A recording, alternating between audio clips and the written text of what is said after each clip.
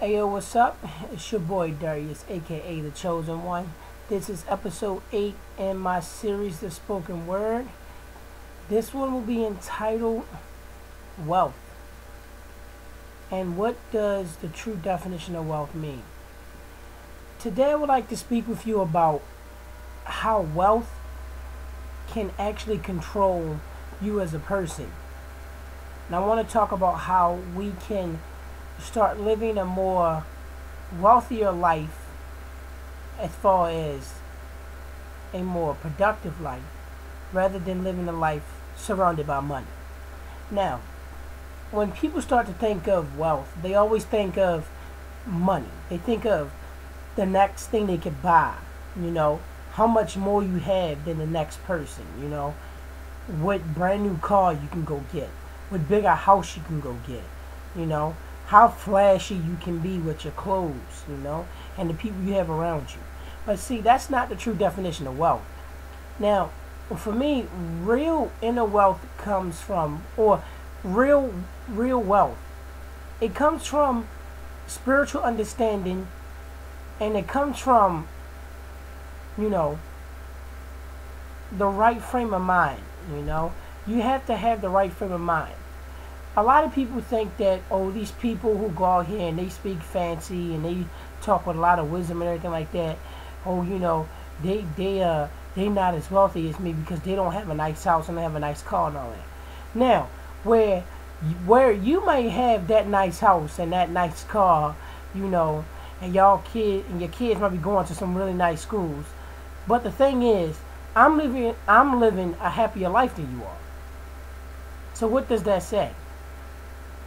That basically says that wealth actually is not about the money that you get in your pocket.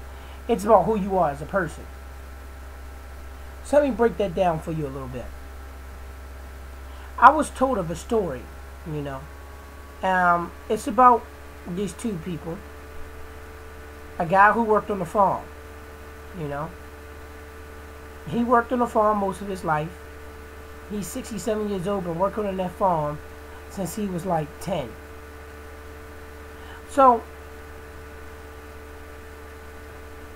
he comes across this guy, who's new to the area, trying to find his way around. He comes in there in a nice flashy car, He's talking on his cell phone, loses signal out there, He has all these flashy clothes on. He has no idea where he is. So he goes up to the guy who's there on the farm. And he says, "Excuse me, where am I?"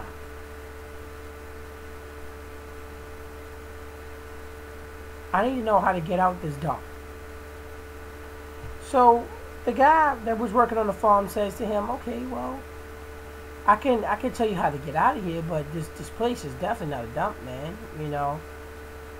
It's definitely not." So the guy with all the flashy clothes and the nice car and all the flashy stuff on, he says to him, "Yeah, well, I can pretty much afford to buy all this." So then the guy working on the farm said, "Okay, well, if you could afford to buy all this, it really would help everybody in the neighborhood out. Why haven't you yet?"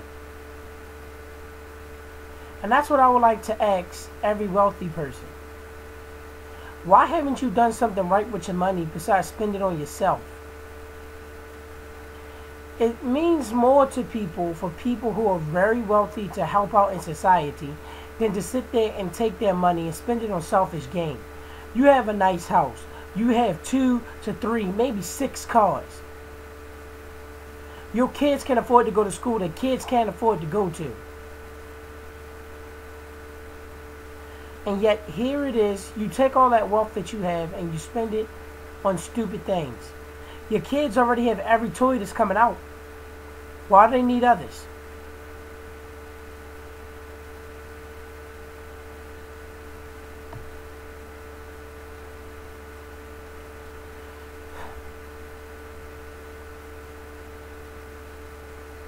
So, real wealth comes from what's inside your heart. It doesn't come from the things that's around you. It doesn't come from flashy cars. It doesn't come from a nice house. It doesn't come from, rich folk around you. No, it comes from what's in your heart. If you have a good heart, you have a lot of wealth. I'll remember another story I was told, and this is about, another two people. It was this guy who was this spiritual guidance type person, He always sought inner truth. And then there was the guy who was a rich business tycoon.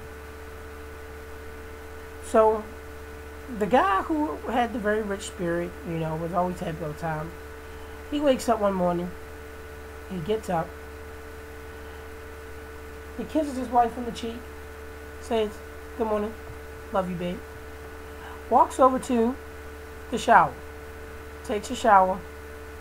Gets dressed. Says his prayers. Goes downstairs. Makes his family breakfast. Puts their breakfast in the microwave. Leaves out the house and go to work. Now, while going there to work, he listens to some gospel music and everything,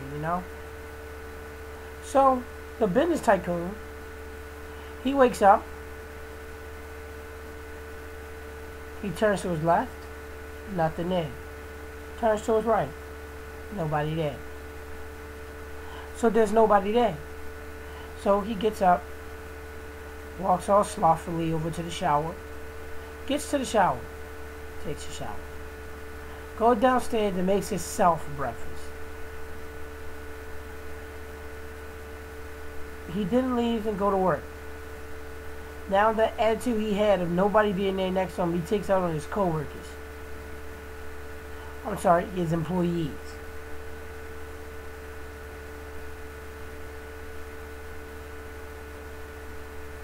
So,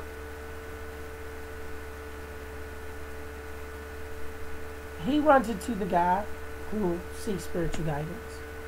And he says, "I see you in here every time. I don't know your name, but I know you work here. Why are you always so happy? What do you have to be happy about?" God says, "Well, I have my wife, I have kids, I have a good life.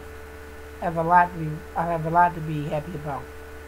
So the guy who didn't have anything said to him, he said, "Well, I got a nice house and a nice car. Plus, I got a theater in my house. My daggone kitchen probably bigger than your whole house." He started bragging about all the materialistic things he had. He started talking about it so much he had a heart attack right there.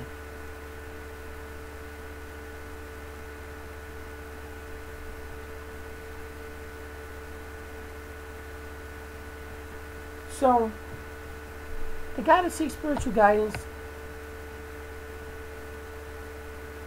he said, "Well, you had a lot. Looks like you have nothing now. So my question is, why wait to that last point where you don't have anything else left to offer?" Come on, people. Let's get ourselves together. We need it in this world.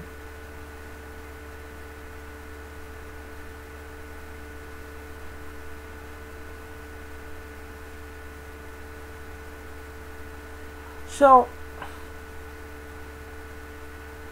wealth doesn't necessarily come from how much money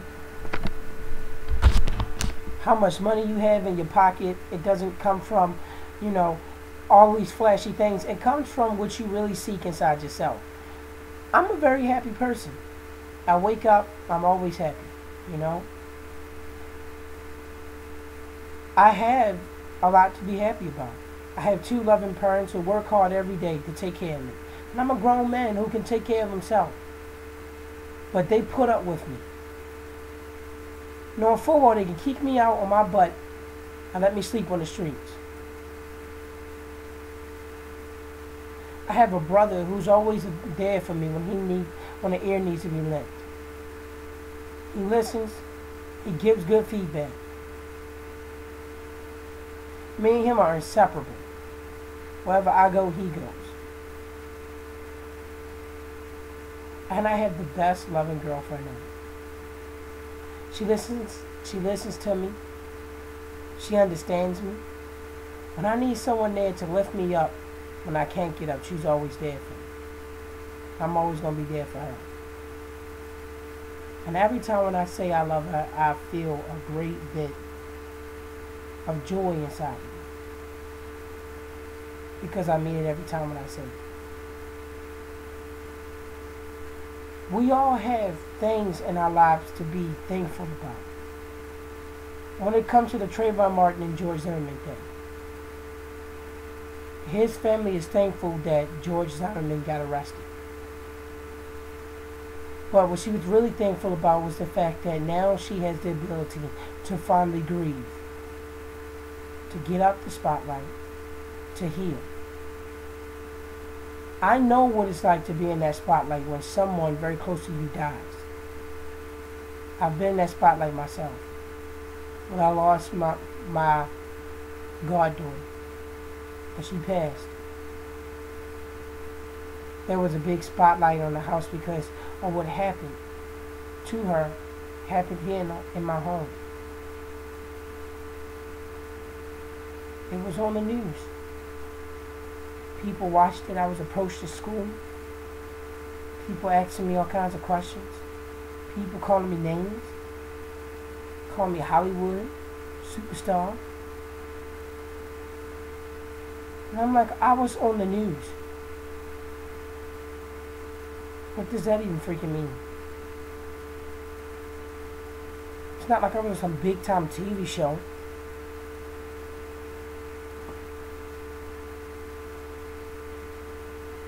But I release all that and I in place in happiness and joy.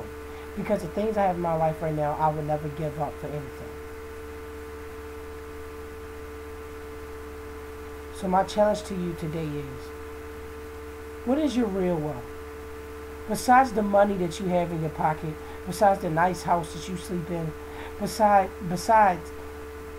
all that nice things you have, your video games, your clothes, your shoes, besides all those nice things you have, what is your real wealth?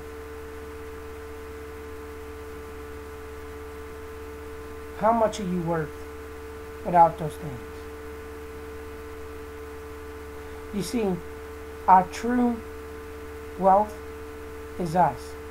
It's our whole body. We are far worth more than silver and gold.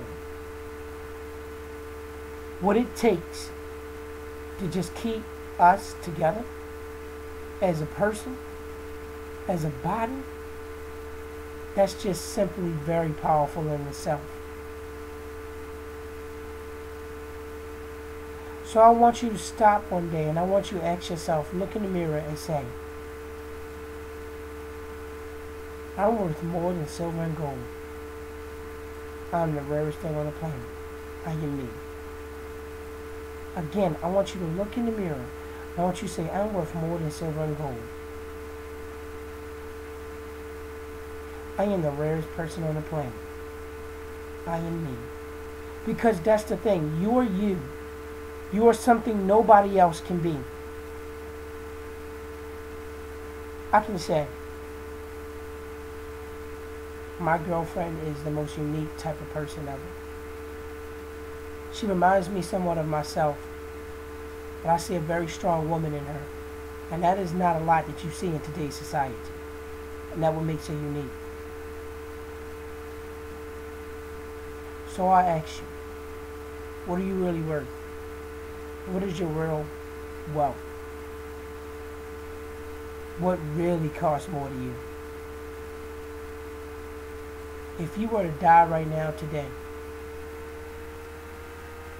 what would you do with all that wealth? Would you try to take it to your grave with you, or would you give it up? Take your money and try to make a difference in society while you still have a chance. Because you never know when you're gone. So you are, you are.